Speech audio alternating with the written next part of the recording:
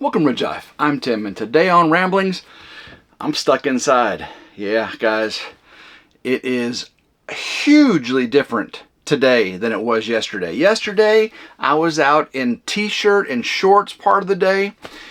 It was 80 plus degrees here in West Tennessee. And last night, I had the windows open. I had a fan on because I was sweating in my little coffin back there here in the Ridge crib. And about 4 or 5 o'clock this morning, I got up. You know, normally when I go to work, I get up at 4:20 a.m. every morning. So I'm still kind of in that habit. My body just wakes me up that early. And so it was around that time I woke up, and the weather had significantly changed. We had rainstorms and windstorms all night last night. Yesterday, it was threatening. Storms all day yesterday. The wind, 30 mile an hour sustained wind. We were getting like 50 mile an hour gusts. And it's still today. The wind is still blowing things all around. Last night, the Ridge crib was a rockin'. I'm talking a rockin', and not in a good way. I really thought I'd get up this morning and the Blackstone would be turned over, the grill would be turned over, the covers would be off the ATV, the chickens would be roof off the hutch, or the coop, and the rabbit hutch would be knocked over. Luckily, all that is fine. I'm really surprised. Yeah, it really takes about 70 mile an hour winds to cause that kind of damage. You know, last year when I got back from Florida, and that huge wind shear storm came through, knocked all the big trees, the tallest, biggest oak trees here in West Tennessee and in my little area here, the big ones, the ones that were really, really tall, those are the ones that toppled over, not the shorter ones. And there's just some huge trees. That's what took over the rabbit hutch and the chicken coop and destroyed the chicken coop, right? And Elvis was running around and he was attacking me and everything. Usually it's about 70 mile an hour winds to cause that damage. So the way I've got the chickens and the rabbits arranged now, the westerly winds don't affect it as bad. And I do plan on moving them because I did big things yesterday. If you watched the live on RidgeLife last night, I gave away a t-shirt for those guessing what I did. You're like, Tim, you can't do anything. You're gimped up. You know, your leg is all gimped up. Well, that's true. I can't walk straight. I can't kneel. I can't squat. I can't do any of those normal things that normal people can do. But I can sit on a tractor. If I'm going to sit in the Ridge crib and edit videos all day, I might as well go sit on a tractor and get some work done. Hashtag work life, right? RidgeLife work life. Woohoo! And I did, man. I worked all day in limitation. I took up lunch breaks and everything. And one of the projects that Grandma Carol had been wanting me to do forever was clear out that grove of sweet gum trees over by the rabbits and chickens. I planned on, originally when we built the property here, we had the dozer come in and clear all the land for the log home. We left a little grove of trees, and I really didn't know they were sweet gum at the time. I just didn't ring a bell in my head. And they just really are out of place. Really just out of place. So I got out with a tractor yesterday. You know, Uncle Sonny helped me get the attachments on the other day. I really couldn't do that by myself. A lot of manipulating things, and my knee was all messed up. So he helped with getting the attachments on the tractor the other day. And so we got the claw, the stump bucket grapple, Titan stump bucket grapple, and then we got the box blade on the back. And I took down, guys, I think I took down 15 tree clusters. You know, the sweet gums, they can grow in clusters of like 4 or 5 trees. I counted that as one, right? And there were several of those. So I think it was like 15 clusters I took down. I left some though. And Grandma Carol wanted them all gone. I really wanted, I cleaned some up so the trees actually look pretty. And if the top have foliage this spring, I think they're gonna be pretty. And I think when you're driving into the ridge here and you see Grandma Carol's, I think the trees that I left will be a positive. Yeah, let me know what you think when you see the video. I've been working on the video today. Tomorrow, right? Tomorrow is Thursday. And Thursday evening at 7 p.m., we've got the Dozer video, right? In quotes, the Dozer video. It is out Thursday night at 7 p.m. It's a premiere, which means I'll be live chatting with you. So if you come in at 7:30 to watch that video, we're going to be premiering it. You're going to jump 30 minutes into the video. You're going to miss a lot of land clearing, a lot of drone footage, a lot of Dozer mounted cam footage, a little bit of RidgeLife talking too, you know. And I tried to make the footage flow, you know, so there's Dozer video, there's me talking, there's drone, not a lot of time lapses, not a lot of music, but I did mix in some time lapses, some music. That way, again, it's got a flow. I wouldn't say it's, you know, my best artistic video, my cinematic, you know, effect and stuff, but 6 months in the making, you'd figure it'd be pretty good, but I don't know about that. But I'm glad it's out there, because it's really it is a precursor. It is a milestone to going off grid, due to building the barn and barnuminium. And I've been holding off on it. You guys know I have. It's not because I couldn't get it done or it didn't exist. But it is a milestone. And I was really ready to get that video out, hit the ground running. Pun intended, because now I got a bum knee. It's kind of hard to hit the ground running when you hit the ground not running. And but I ain't gonna let it hold me back. Okay, I'm still planning everything.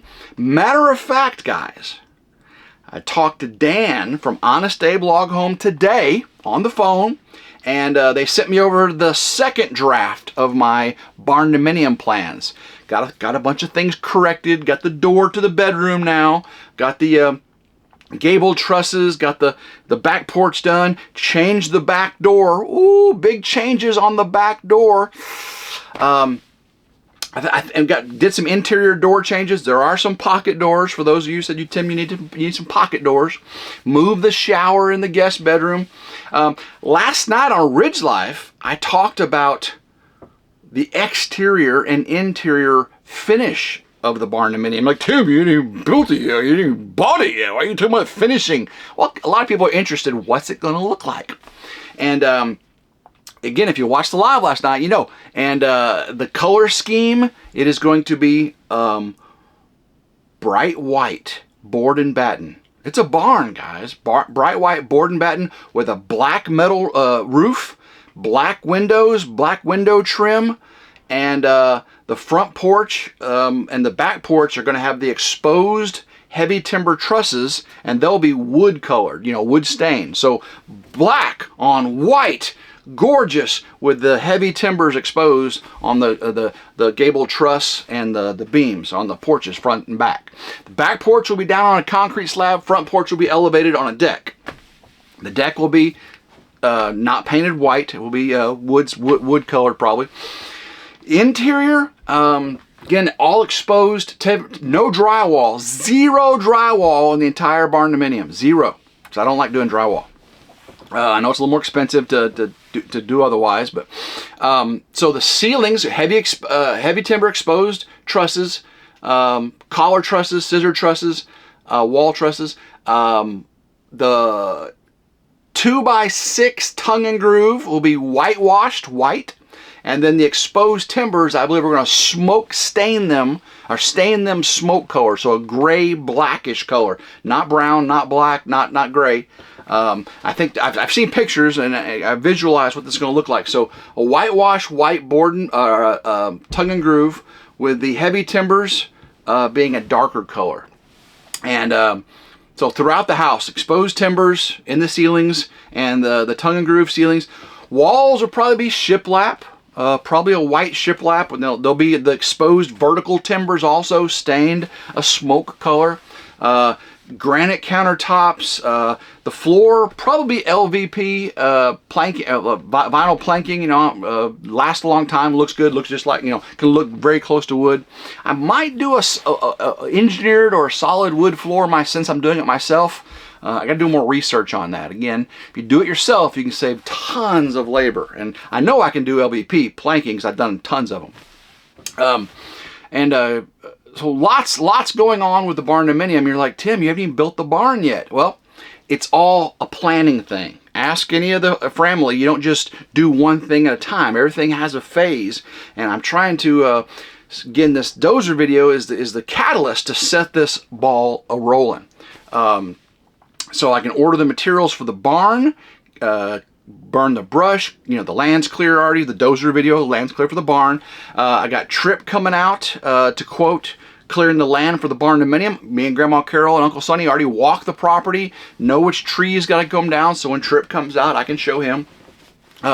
So super excited on the dozer video coming out and all the big things going on here on the ridge. Jen is working her tail off, and so many of you said, Tim, why don't you just split screen her on a live stream? You know, she's so much prettier than you are, and she's you know, she's just really sweet to hear talk. You know, I'm just goofy. You know, we did some crazy talk on my live last night. Now, guys, this is a little risque. We talked about Viagra Falls and chocolate salty balls, okay? I'm not kidding. It did come up. I'm not going to tell you the context. You have to watch that video.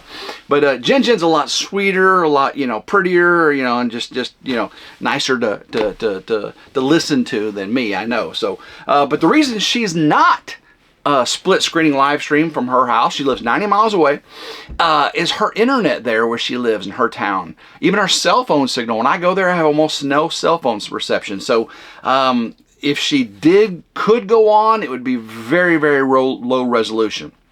Now, maybe sometime she'll go to an adjoining town or something, be in a spot where she could do them. Totally up to her. Totally up to her. I hadn't even brought that up to her, but she did live with me and she loved it. You know, thought you guys were awesome. We had a fun time. But yeah, a lot of you are asking, how come she doesn't do lives with me remotely and do split screen on StreamYard? Well, that's why her internet is, you know. Speaking of not, our internet here is changed here on the ridge, and we used to have AT&T fixed wireless. I did a video on that. Well, the fixed wireless is gone. I can actually go out and take that satellite dish off a receiver off the side of Grandma Carol's house and pull all those cables out because we have now AT&T Air, and I was really skeptical on it. It's like $55 a month, but it's actually it's about 2 to 3 times faster upload than the previous fixed wireless. So my videos are uploading so much better. The live streams were good, and my download it's like 200 Mbps over at her house, and I get like 120, 130 across the wireless bridge, and you know, based on where the unit's located. So not too shabby, for $55 a month. So very excited about that. When I build my barn-dominium, I'm actually go with that as well, because it's not bad, you know. It's not bad, and it's cheap. And now, if I mounted the wireless bridge right from here to I could actually transmit to my house. That would be cool, wouldn't it? And then save some money too. I am in the process today, again, of editing videos. I've been working on yesterday's clearing of trees video. And I'm also defrosting the Ridge Crib freezer and refrigerator. I've been here a year. I've been in the Ridge Crib a year now, and those 8 camper refrigerators, they frost up. They're not frost free. So I thawed out the freezer, pulled all the ice out of that. The freezer is thawed. Now the refrigerator has these exposed coils in there, and they're all frozen up. So I've got them thawing now. So I took all the frozen foods out and all the perishables, brought them over to Grandma Carol's, and now I'm just sitting there thawing everything out. You hear it going crack, snapple, crack, pop, pop, you know, as that ice pops. Let's see here. I've been watching a lot of YouTube too, you know, sitting at home here in the Ridge Crib. Talking to the family, talked to Mel and Gary this morning. I ordered something new that you guys will be excited about. Oh, more beans spilling here on the ridge. I ordered something you'll be super excited about. When Jen comes over and we do our ramblings and the videos with her, you guys always say, Tim, you need to get Jen a mic. Tim, Jen needs to talk a little bit louder. Or Tim, you need to talk not so loud. Well, that's not going to happen. I talk the way I talk. But what I did was I ordered I have a Rode Wireless Go, and it's only one wireless receiver, transmitter, I mean. Well, I ordered not the Rode Wireless Go 2, which has two. I ordered the new Wireless Pro. Ooh, baby. And the reason I got the Wireless Pro, not only will it have two transmitters, one for me, one for Jen. I use the lavaliers, and the Pro comes with two lavaliers. So I have a little bitty mic there. I won't have that big cube thing on my, on the chest. You can record with just a big cube thing, but I'll use the lavalier that comes with it. And I can have one, Jen can have one, and with the Pro version, it has dynamic automatic gain adjust for each microphone.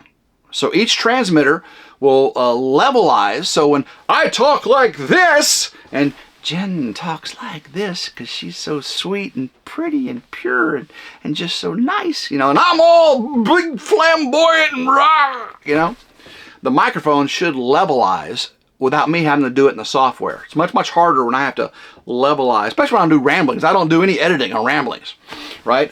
These are just go, stop, upload, you know. But on the RidgeLife videos, you know, I'd have to levelize her talking, my talking, you know, make sure, you know, it's a little more difficult. So based on your request, I ordered the Rode Wireless Pro microphone system. Yeah, I'm super, super excited. It's supposed to be in tomorrow. Maybe we'll get to use it on our trip. Jen and I are leaving Friday. Now Thursday, I've got my MRI, my whatever that stands for, on my knee, and it's the non-contrast. I don't have to drink or take the fluid. It's a non-contrast MRI, and I'm actually pretty anxious about it. I'm getting around with a brace on. I got a new brace. It's got these side supports on it. But I can't squat, I can't kneel, I can't run, I can't walk without straight-legged. And I'm really having some anxiety about it having some permanent damage. A lot of you have given me some horror stories about how bad it could be in surgeries and all that stuff, and knee replacements and all that. And I've never had any problems with my knees or any of that stuff. My back, knock on wood, I haven't had any type of those problems. Even though I do have a rheumatoid arthritis condition. It's an autoimmune disease called mixed connective tissue disease. It's kind of like rheumatoid arthritis, scleroderma, lupus. Sometimes it actually morphs into one of those diseases, but it's a disease all to itself called mixed connective tissue disease. I got that, you know, 15, 20 years ago, and I've been in remission. I've got 15 years. I've been in remission over 10 years or 12 years. Had no medications for it, you know, in the last 10, 12 years. Just got to go see a rheumatologist every once in a while. But it's been okay, you know. The doctor with the X-rays and everything said I did have a little bit of arthritic damage in my knee. They did compared both knees, and I do have a little bit in my knees. I know I got some in my hands, but again, it's not debilitating, and I've just never had them injured them. But now with this, I'm concerned that the MCL may have been more than just a minor tear, and I'm concerned that the meniscus, the inside of the knee is damaged, because the back of my knee is killing me. Excuse me there. So prayers for me, please, that it is minor and it will heal on its own, because I don't want surgery. I want to go back to work too. I've been talking to work so much about all the upcoming maintenance outages and planning and stuff we got going on. I'm not really being a part of it right now, and I'm a lead. I'm in the that decision making process, and when I'm gone and things get decided without me, I don't care for it, because when I come back, I'll be in the repercussions of those decisions without being a part of the decisions. You know, it's pretty tough. So the MRI is tomorrow. Prayers that it's just spraying, minor tear, heals on its own. Please, please, please. And then tomorrow night, the Dozer video premiere, and then Friday, you know, hopefully I've got all good news. The Dozer video is fun. And then Friday, I go pick Jen up from work, after work, at lunch. She's going to take a half a day Friday. And then we are heading over to Fort Smith, Arkansas for a Blackberry Smoke concert with Lindsay and Drew from Into the Mist and Drew's Lens. I'm gonna party it up with them and have a great time. We've got reserved seating at the concert. I can sit if needed. You know, standing is no problem for me. It's really walking and kneeling and squatting. You know, I actually can stand better than I can sit. But I will have the option with reserved seating there. It's not general admission. Of sitting in a nice, plush, comfortable seat. It's actually we're going to an old theater, so there's really old theater, you know, cushioned seats and everything. At least that's what it looked like to me. Have a great time. We're going to spend the night at a hotel there, downtown Fort Smith. Lindsay and Drew have a room as well, and we'll eat dinner with them probably, or after show dinner or something. We'll, you know, probably hit Waffle House or something. I don't know. And then Saturday morning, we're heading over to the mountain. Come on, mountain. And hopefully Dave, his project parts come in, and I can help him with this game changer of a project on the mountain there. And then we'll come home Sunday. We're trying to do a little something fun on Saturday night. I can't be spilling no beans because nothing's been planned. David hadn't put the family ear out, but we'll see what goes on. I don't even know if anything's going on, but at the very least, me and Jen will be spending the night on the mountain. Be fun. Come back Sunday and probably do some video editing, you know, of the weekend, and then Monday I go to the doctor to review the MRI, okay? And get the results back. I'll meet with them Monday afternoon, and I hope I get the clear to go back to work, even though there's no way by Monday my knee's going to be good. I mean, it's just not. It just, seriously, it's the last 5 days that it hadn't really changed at all. It just severely hurts when I do certain movements on it, so. But again, it can heal. Just knees take a long time to heal, right? But I'm hoping I get the all clear to go back to work, or at least in a limited duty capacity. You know, I am mostly an office worker now. I used to work shift and did all the maintenance and engineering and automation and stuff on the floor at the steel mill. And now I'm in a lead role, so I get to plan and organize and facilitate a lot of the work. So most of my job is behind a desk. But when the poop hits the fan in the steel mill, I'm the one on call 24/7, and I'm also have to go out into the plant and assist technically with getting the steel mill going after a big catastrophe or something breaks. You know, electronics, automation, all that good stuff. And it does happen. In a steel mill is an unforgiving work environment. Liquid steel does not play well with automation. It does not.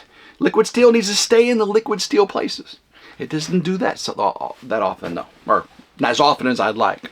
So lots going on, guys, and hopefully this today's rambling has given you a little insight on what's going on in the noggin here, on the Ridge noggin.